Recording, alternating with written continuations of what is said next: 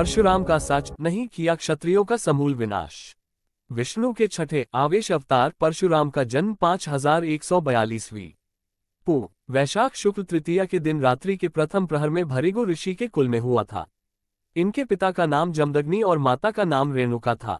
उनके पूर्वज भृगु ऋषि ईरान के राजा थे, लेकिन विष्णु से दुश्मनी होने के चलते इनको भारत के धर्मारण्य में शरण लेना पड़ी, ऐसा कुछ शोधकर्ता मानते हैं। हालांकि इस सच्चाई की तह तक जाना होगा।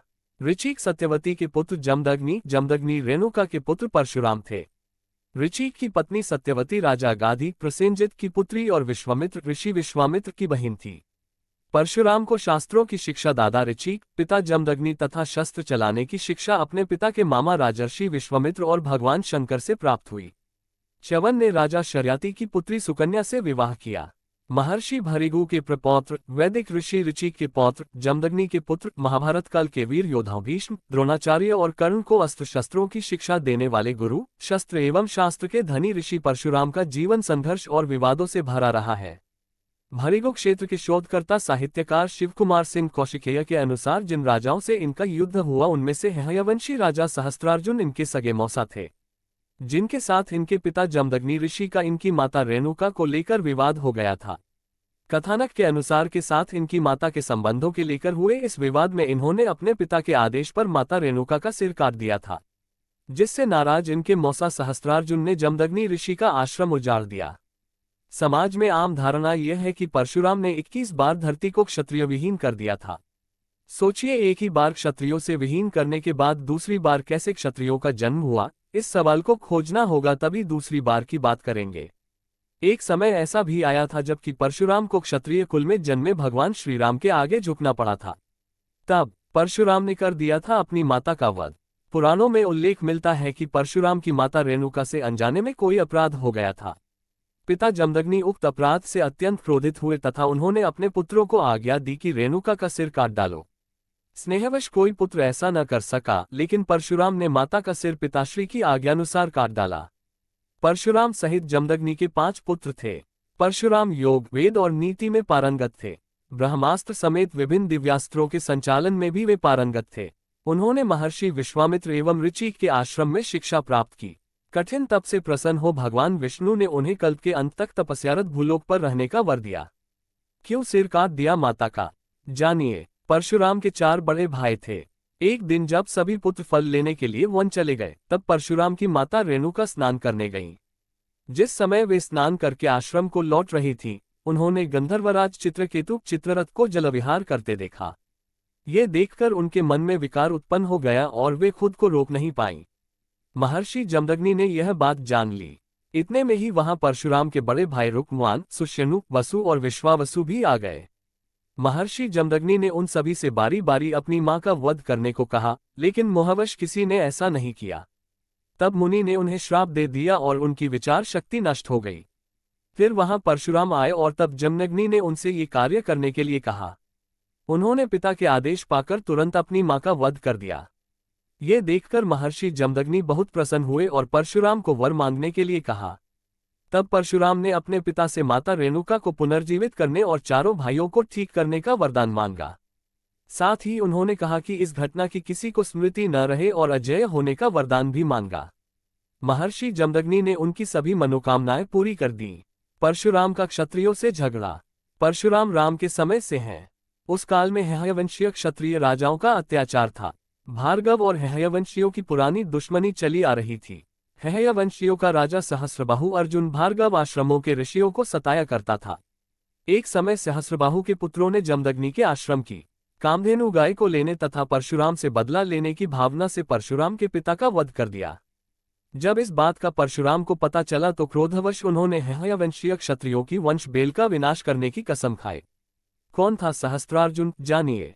सहस्त्रार्जुन एक चंद्रवंशी राजा था। इन्हीं के पूर्वज थे महिष्मंत, जिन्होंने नर्मदा के किनारे महिष्मती आधुनिक महेश्वर नामक नगर बसाया।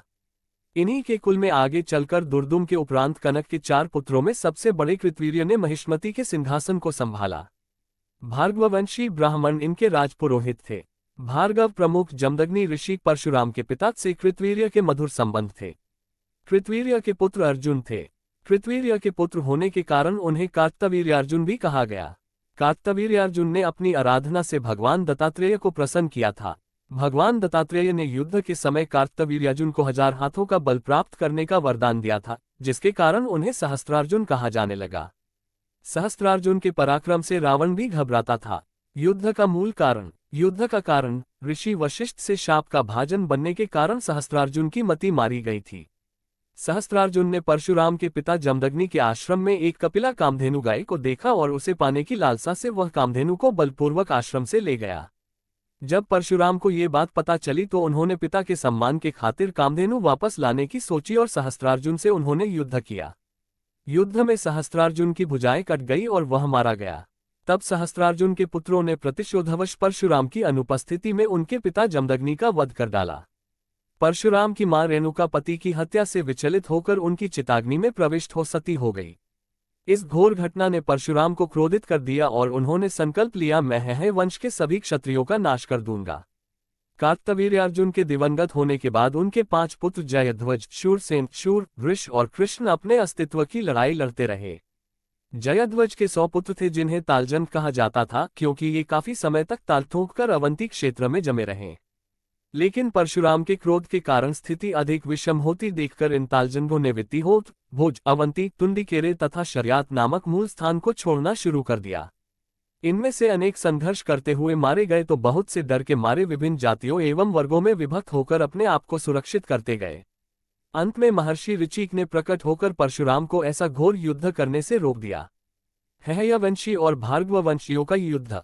हयवंशियों के राज्य की राजधानी महिष्मती नगरी थी, जिसे आज महेश्वर कहते हैं, जबकि परशुराम और उनके वंशज गुजरात के भड़ौच आदि क्षेत्र में रहते थे।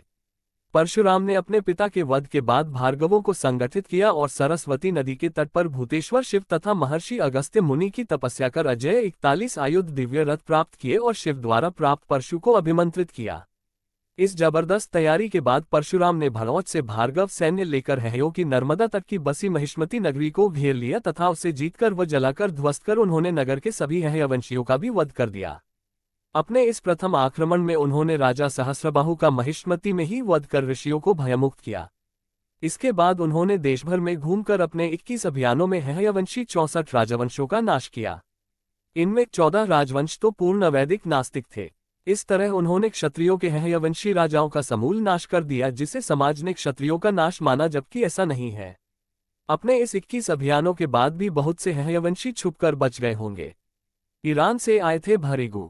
माथुर चतुर्वेदी ब्राह्मणों के इतिहास लेखक श्रीबल मुकुंद चतुर्वेदी के अनुसार भरिगु परम तेजस्वी क्रोधी आचार्य थे। महर्षि भरिगु का जन्म जिस समय हुआ उस समय इनके पिता प्रचेता ब्रह्मा सुशांगा, जिसे बाद में पर्शिया ईरान कहा जाने लगा, भूभाग के राजा थे। ब्रह्मा पद पर आसीन प्रचेता की दो पत्नियां थीं। पहली भरिगु की माता वीरनी व दूसरी उर्पुर की उर्वशी, जिनके पुत्र वशिष्ठ जी हुए। भरिगु मुनि की दूसरी पत्नी दानवराज पुलोम की पुत्री पौलमी की 3 संतानें हुई। 2 पुत्र च्यवन और ऋचिक तथा 1 पुत्री हुई जिसका नाम रेणुका था। च्यवन ऋषि का विवाह गुजरात के खंभात की खाड़ी के राजा शर्याती की पुत्री सुकन्या के साथ हुआ। ऋचिक का विवाह महर्षि भरिगु ने गादीपुरी गाजीपुर के राजा गाधी की पुत्री सत्यवती के साथ किया। पुत्री रेणुका का विवाह भरिगु मुनि ने उस समय विष्णु पद पर आसीन विवस्वान सूर्य के साथ किया। वैवस्वत मनु के पिता थे विवस्ववान। महर्षि भरिगु के सुशांगा से भारत के धर्मारण्य में आने की पौराणिक ग्रंथों में 2 कथाएं मिलती हैं। भरिगु मुनि की पहली पत्नी दिव्यादेवी के पिता दैत्यराज हिरण्यकश्यप और उनकी पुत्री रेणुका के पति भगवान विष्णु में वर्चस्व की जंग छिड़ गई। इस लड़ाई में महर्षि भरिगु ने पत्नी के पिता दैत्यराज हिरण्यकश्यप का साथ दिया। क्रोधित विष्णुजी ने सौतेली सास दिव्यादेवी को मार डाला। इस पारिवारिक झगड़े को आगे नहीं बढ़ने देने से रोकने के लिए भरिगु मुनि को सुशांगा से बाहर चले जाने की सलाह दी गई और वे धर्मारण्य में आ गए। धर्मारण्य संभवतः आज के उत्तर प्रदेश के बलिया क्षेत्र को कहते हैं। बाद में इनके वंशज गुजरात में जाकर बस गए। 2 बड़ी नदियों गंगा और सरयू घाघरा के दोआब में बसे बलिया जिले की ऐतिहासिक, सांस्कृतिक और राजनैतिक पृष्ठभूमि काफी समृद्ध रही है। तो ये थी भरिगु के ईरान से भारत आने की कथा, लेकिन इस पर अभी और शोध किए जाने की आवश्यकता है। दूसरी कथा, महर्षि भरिगु ने सरयू नदी की जलधारा को अयोध्या से अपने शिष्य दरदर मुनि के द्वारा बलिया में संगम कराया था। यहाँ स्नान की परंपरा लगभग 7000 वर्ष पुरानी है। यहाँ स्नान एवं मेले को महर्षि भरिगु ने प्रारंभ किया था। प्रचेता ब्रह्मा वीरुनी के पुत्र महर्षि भृगु का मंदराचल पर हो रहे यज्ञ में ऋषिगणों ने त्रिदेवों ब्रह्मा, विष्णु, महेश की परीक्षा का काम सौंप दिया। इसी परीक्षा लेने के क्रम में महर्षि भृगु ने क्षीर सागर में विहार कर रहे भगवान विष्णु पर पद प्रहार कर दिया। दंड स्वरूप महर्षि भृगु को एक दंड और मृगछाल देकर विमुक्त तीर्थ में विष्णु सहस्त्र नाम जप करके शाप मुक्त होने के लिए महर्षि भृगु के दादा मरीचि ऋषि ने भेजा। तब महर्षि ने यहीं तपस्या प्रारंभ की। परशुराम का जन्म स्थान कौन सा, जानिए। भृगु क्षेत्र के शोधकर्ता साहित्यकार शिव कुमार सिंह कौशिकेय के अनुसार परशुराम का जन्म वर्तमान बलिया के खैराडीह में हुआ था। उन्होंने अपने शोध और खोज में अभिलेखीय और पुरातात्विक साक्ष्य प्रस्तुत किए हैं। श्री कौशिकेय अनुसार उत्तर प्रदेश के शासकीय बलिया गैजेटियर में इसका चित्र सहित संपूर्ण विवरण मिल जाएगा। 1981 में BHU के प्रोफेसर डॉक्टर के सिन्हा की देखरेख में हुई पुरातात्विक खुदाई में यहां 900 पूर्वेसा में समृद्ध नगर होने के प्रमाण मिले थे। ऐतिहासिक सांस्कृतिक धरोहर पांडुलिपि संरक्षण के जिला समन्वयक श्री कौशिकेय द्वारा की गई इस ऐतिहासिक खोज से वैदिक ऋषि परशुराम की प्रामाणिकता सिद्ध होने के साथ साथ इस कालखंड के ऋषि मुनियों वशिष्ठ, विश्वामित्र, पराशर, वेदव्यास के आदि के इतिहास की कड़ियां भी सुगमता से जुड़ जाती है। परशुराम कौन थे, जानिए उनकी अचरज भरी कहानी। भगवान विष्णु के छठे आवेश अवतार परशुराम की जयंती वैशाख शुक्ल तृतीया को आती है। इस बार यह जयंती 26 अप्रैल 2020 को मनाई जाएगी। आओ जानते हैं भगवान परशुराम कौन थे और क्या है उनकी कहानी। जन्म समय। माथुर चतुर्वेदी ब्राह्मणों के इतिहास लेखक श्री बाल मुकुंद चतुर्वेदी के अनुसार विष्णु के छठे आवेश अवतार भगवान परशुराम का जन्म सतयुग और त्रेता के संधिकाल में 5142 पू वैशाख शुक्ल तृतीया के दिन रात्रि के प्रथम प्रहर प्रदोष काल में हुआ था। वैशाख मास के शुक्ल पक्ष की तृतीया तिथि को पुनर्वसु नक्षत्र में रात्रि के प्रथम प्रहर में 6 उच्च के ग्रहों से युक्त मिथुन राशि पर राहु के स्थित रहते माता रेणुका के गर्भ से भृगु ऋषि के कुल में परशुराम का प्रादुर्भाव हुआ था। ऋचिक सत्यवती के पुत्र जमदग्नि रेणुका के पुत्र परशुराम थे। ऋचिक की पत्नी सत्यवती राजा गाधी प्रसेनजित की पुत्री और विश्वामित्र ऋषि विश्वामित्र की बहन थी। परशुराम सहित जमदग्नि के 5 पुत्र थे। जन्म स्थान। भृगु क्षेत्र के शोधकर्ता साहित्यकार शिव कुमार सिंह कौशिकेय के अनुसार परशुराम का जन्म वर्तमान बलिया के खैराडीह में हुआ था। उन्होंने अपने शोध और खोज में अभिलेखीय और पुरातात्विक साक्ष्य प्रस्तुत किए हैं। श्री कौशिकेय अनुसार उत्तर प्रदेश के शासकीय बलिया गैजेटियर में इसका चित्र सहित संपूर्ण विवरण मिल जाएगा। एक अन्य किंवदंती के अनुसार मध्य प्रदेश के इंदौर के पास स्थित महू से कुछ ही दूरी पर स्थित है जानापाव की पहाड़ी पर भगवान परशुराम का जन्म हुआ था। एक तीसरी मान्यता अनुसार छत्तीसगढ़ के सरगुजा जिले में घने जंगलों के बीच स्थित कल्चा गांव में उनका जन्म हुआ था। एक अन्य चौथी मान्यता अनुसार उत्तर प्रदेश में शाहजहांपुर के जलालाबाद में जमदग्नि आश्रम से करीब 2 किलोमीटर पूर्व दिशा में हजारों साल पुराने मंदिर के अवशेष मिलते हैं जिसे भगवान परशुराम की जन्मस्थली कहा जाता है। परशुराम के गुरु। परशुराम को शास्त्रों की शिक्षा दादा ऋचिक, पिता जमदग्नि तथा शस्त्र चलाने की शिक्षा अपने पिता के मामा राजर्षि विश्वामित्र और भगवान शंकर से प्राप्त हुई। च्यवन ने राजा शर्याति की पुत्री सुकन्या से विवाह किया। परशुराम योग, वेद और नीति में पारंगत थे। ब्रह्मास्त्र समेत विभिन्न दिव्यास्त्रों के संचालन में भी वे पारंगत थे। उन्होंने महर्षि विश्वामित्र एवं ऋचिक के आश्रम में शिक्षा प्राप्त की। परशुराम के शिष्य। त्रेता युग से द्वापर युग तक परशुराम के लाखों शिष्य थे। महाभारत काल के वीर योद्धाओं भीष्म, द्रोणाचार्य और कर्ण को अस्त्र शस्त्रों की शिक्षा देने वाले गुरु, शस्त्र एवं शास्त्र के धनी ऋषि परशुराम का जीवन संघर्ष और विवादों से भरा रहा है। माता का सिर काट दिया। परशुराम के 4 बड़े भाई थे। एक दिन जब सभी पुत्र फल लेने के लिए वन चले गए तब परशुराम की माता रेणुका स्नान करने गईं। जिस समय वे स्नान करके आश्रम को लौट रही थीं, उन्होंने गंधर्वराज चित्रकेतु चित्ररथ को जलविहार करते देखा। ये देखकर उनके मन में विकार उत्पन्न हो गया और वे खुद को रोक नहीं पाईं। महर्षि जमदग्नि ने यह बात जान ली। इतने में ही वहां परशुराम के बड़े भाई रुक्मवान, सुष्यनु, वसु और विश्वावसु भी आ गए। महर्षि जमदग्नि ने उन सभी से बारी बारी अपनी मां का वध करने को कहा, लेकिन मोहवश किसी ने ऐसा नहीं किया। तब मुनि ने उन्हें श्राप दे दिया और उनकी विचार शक्ति नष्ट हो गई। फिर वहां परशुराम आए और तब जमदग्नि ने उनसे ये कार्य करने के लिए कहा। उन्होंने पिता के आदेश पाकर तुरंत अपनी मां का वध कर दिया। ये देखकर महर्षि जमदग्नि बहुत प्रसन्न हुए और परशुराम को वर मांगने के लिए कहा। तब परशुराम ने अपने पिता से माता रेणुका को पुनर्जीवित करने और चारों भाइयों को ठीक करने का वरदान मांगा। साथ ही उन्होंने कहा कि इस घटना की किसी को स्मृति न रहे और अजेय होने का वरदान भी मांगा। महर्षि जमदग्नि ने उनकी सभी मनोकामनाएं पूरी कर दी। माता रेणुका कोंकण नरेश की पुत्री थी। हयवंशी राजाओं से युद्ध। समाज में आम धारणा यह है कि परशुराम ने 21 बार धरती को क्षत्रिय विहीन कर दिया था। ये धारणा गलत है। भृगु क्षेत्र के शोधकर्ता साहित्यकार शिवकुमार सिंह कौशिकीय के अनुसार जिन राजाओं से इनका युद्ध हुआ उनमें से हयवंशी राजा सहस्त्रार्जुन इनके सगे मौसा थे, जिनके साथ इनके पिता जमदग्नि ऋषि कई बातों को लेकर विवाद था, जिसमें दो बड़े कारण थे। पहला कामधेनु और दूसरा रेणुका। परशुराम राम के समय में हयवंशीय क्षत्रिय राजाओं का अत्याचार था।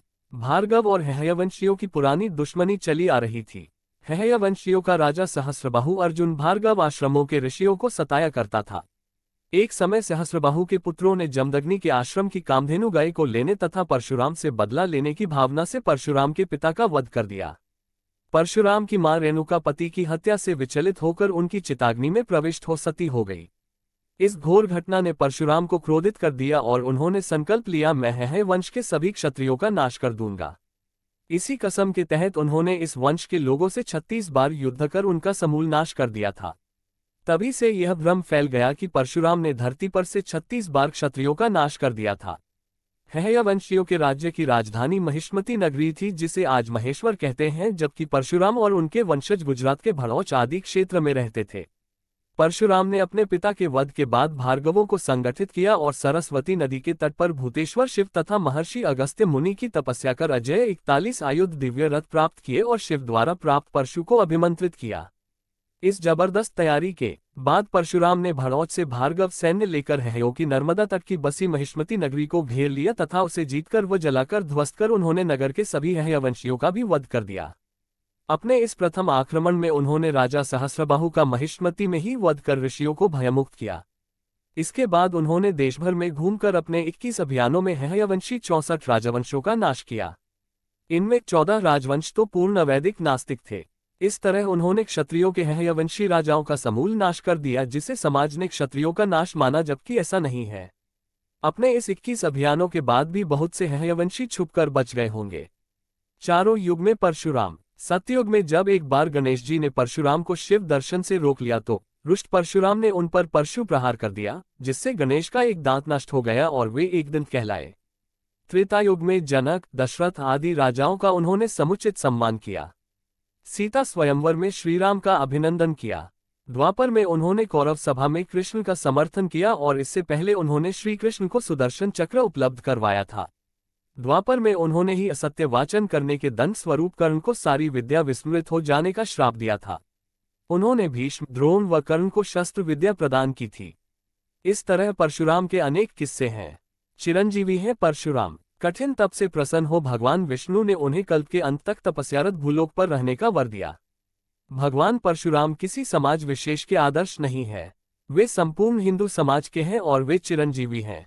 उन्हें राम के काल में भी देखा गया और कृष्ण के काल में भी।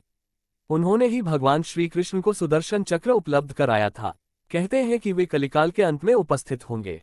ऐसा माना जाता है कि वे कल्प के अंत तक धरती पर ही तपस्यारत रहेंगे। पौराणिक कथा में वर्णित है कि महेंद्रगिरी पर्वत भगवान परशुराम की तप की जगह थी और अंततः वह उसी पर्वत पर कल्पांत तक के लिए तपस्यारत होने के लिए चले गए थे।